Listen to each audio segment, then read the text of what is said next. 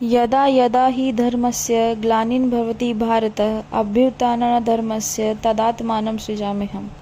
श्री कृष्ण ने कहा है कि जब भी ब्रह्मांड में धर्म की हानि होती है तभी अन्याय बढ़ता है, तो मेरा जन्म धर्म की स्थापना के लिए हुआ है। भगवान दुष्टों का नाश करते हैं, इसलिए व्यक्ति को धार्मिक सिद्धांतों के अनुसार अभ्यास करना चाहिए। भगवान श्री कृष्ण ने क्यों उठाया गोवर्धन पर्वत? इस पर्वत को भगवान श्री कृष्ण ने अपनी एक उंगली से उठा लिया था। कारण यह था कि मथुरा, गोकुल, वृंदावन आदि के लोगों को वह घनघोर बारिश से बचाना चाहते थे। नगरवासियों ने इस पर्वत के नीचे इकट्ठा होकर अपनी जान बचाई। ये बारिश इंद्रदेव ने कराई थी। तो चलिए आज की स्टोरी स्टार्ट करते हैं। और अगर आप चैनल में नए हैं तो चैनल को सब्सक्राइब करें, बेल आइकन की बटन को प्रेस करें और वीडियो को शेयर करें। पवित्र गोवर्धन पर्वत की कहानी बेहद रोचक है। यह वही पर्वत है जिसे भगवान श्री कृष्ण ने अपनी एक उंगली पर उठा लिया था और लोगों की रक्षा की थी। इसके रोज घटने के पीछे भी एक रोचक कहानी है। कहा जाता है पुलस्त्य ऋषि के श्राप के कारण यह पर्वत एक मुट्ठी रोज कम होता जा रहा है। अब इसकी ऊंचाई 179 मीटर हो गई है। इस पर्वत की परिक्रमा कर लोग भगवान श्री कृष्ण की आराधना करते हैं। इसकी परिक्रमा के दौरान 7 किलोमीटर का हिस्सा राजस्थान में आता है और बाकी का हिस्सा उत्तर प्रदेश में है।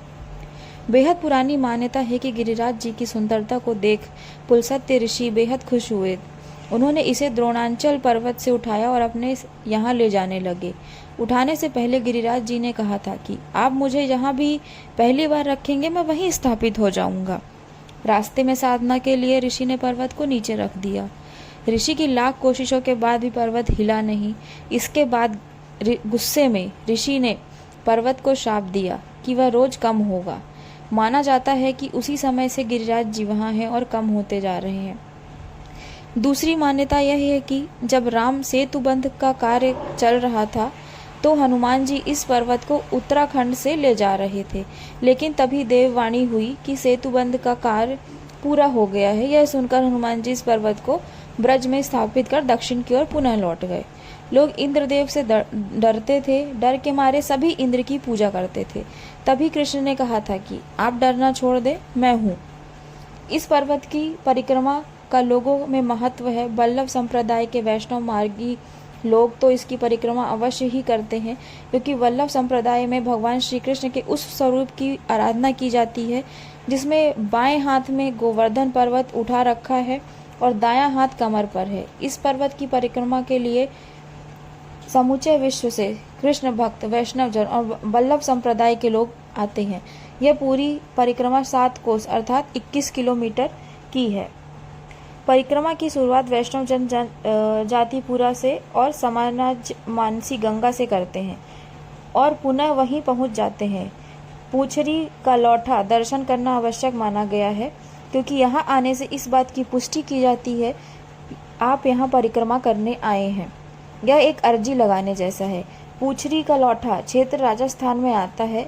यहाँ पर भगवान श्री कृष्ण ने अपने परम मित्र को वरदान दिया था कि तुम्हें कुछ नहीं होगा और हमेशा जीवित रहोगे। तभी से ऐसा माना जाता है कि यहाँ लौठा जी तपस्या में लीन है।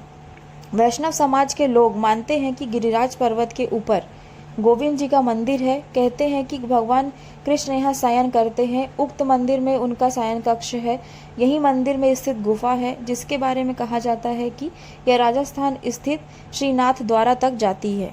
जब श्री कृष्ण ने ब्रजवासियों को मूसलाधार वर्षा से बचाने के लिए 7 दिन तक गोवर्धन पर्वत को अपनी सबसे छोटी उंगली पर उठाकर रखा और गोपिकाएं उसकी छाया में सुखपूर्वक रहे।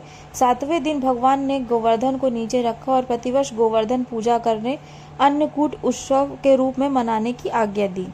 तभी से यह उत्सव अन्नकूट के नाम से जाना लगा। गोवर्धन पर्वत उत्तर प्रदेश के मथुरा जिले के अंतर्गत एक नगर पंचायत है।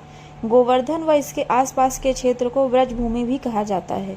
यह भगवान श्री कृष्ण की लीला स्थली है। यहीं पर भगवान श्री कृष्ण ने द्वापर युग में ब्रजवासियों को इंद्र के प्रकोप से बचाने के लिए गोवर्धन पर्वत अपनी कनिष्ठ उंगली पर उठाया था।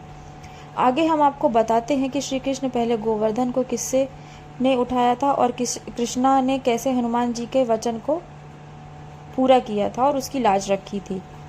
त्रेता युग में भगवान श्री राम जब समुद्र पर पार कर लंका जाने के लिए समुद्र पुल बांधने के लिए एकत्रित हुए, तब उन्होंने समस्त वानरों को आदेश दिया, तुम सब पर्वत से पर्वत खंड लाओ जिससे पुल का कार्य पूर्ण हो सके। नल और नील जो इस दल के शिल्पकार थे, उन्होंने कार्य प्रारंभ कर दिया। हनुमान जी अधिक बलशाली थे, वह भी गोवर्धन नामक पर्वत पर गए और उस पर्वत को उठाने लगे, परंतु अत्यंत परिश्रम करने पर भी पर्वतराज गोवर्धन को उठा न सके। हनुमान जी निराश होकर वापस आने लगे तो पर्वतराज ने कहा, हनुमान जी, यदि आप यह प्रतिज्ञा करें कि भगवान श्री राम के दर्शन कराएंगे तो मैं आपके साथ चलने को तैयार हूँ। यह सुनकर हनुमान ने कहा, पर्वतराज, मैं आपको विश्वास दिलाता हूँ कि मैं आपको मेरे साथ चलने पर श्री राम जी के दर्शन कराऊंगा। विश्वास प्राप्त कर पर्वतराज गोवर्धन हनुमान जी के कर कमलों में सुशोभित होकर चल दिए। जिस समय हनुमान जी पर्वतराज गोवर्धन को लेकर ब्रजभूमि पार से आ रहे थे, उस समय सेतु बांधने का कार्य पूर्ण हो चुका था और भगवान श्री राम ने आज्ञा दे दी वानरों को अब और पर्वत खंड न लाए, जो जहाँ है वहीं पर पर्वत खंडों को रख दे। यह देख पर्वतराज ने कहा, हनुमान जी, आपने तो विश्वास दिलाया था कि मुझे श्री राम जी का दर्शन कराओगे, पर आप तो मुझे यहीं छोड़कर जा रहे हैं। यह तो सही नहीं है। अब मैं पतित पावन श्री राम जी का दर्शन कैसे कर सकूंगा। हनुमान जी विवश थे, क्या करते, प्रभु की आज्ञा ही ऐसी थी। हनुमान जी शोकातुर होकर कहने लगे, पर्वतराज, निराश मत हो, मैं श्री राम जी के समीप जाकर प्रार्थना करूंगा और आशा है कि दीन दयालु अपने आप को लाने की आज्ञा प्रदान कर देंगे, जिससे आप उनका दर्शन कर सकेंगे। इतना कहकर हनुमान जी वहां से चले गए और राम दल में श्री राम के चरणों में उपस्थित हो अपनी प्रतिज्ञा निवेदन करने लगे। श्री राम जी ने कहा, हनुमान, आप अभी पर्वतराज से जाकर कहिए वह निराश ना हो, द्वापर में कृष्ण रूप में मैं उन्हें दर्शन दूंगा। हनुमान जी तुरंत ही पर्वतराज गोवर्धन के पास जाकर बोले, पर्वतराज, भगवान श्री राम की आज्ञा है कि आपको द्वापर में कृष्ण रूप से दर्शन होंगे।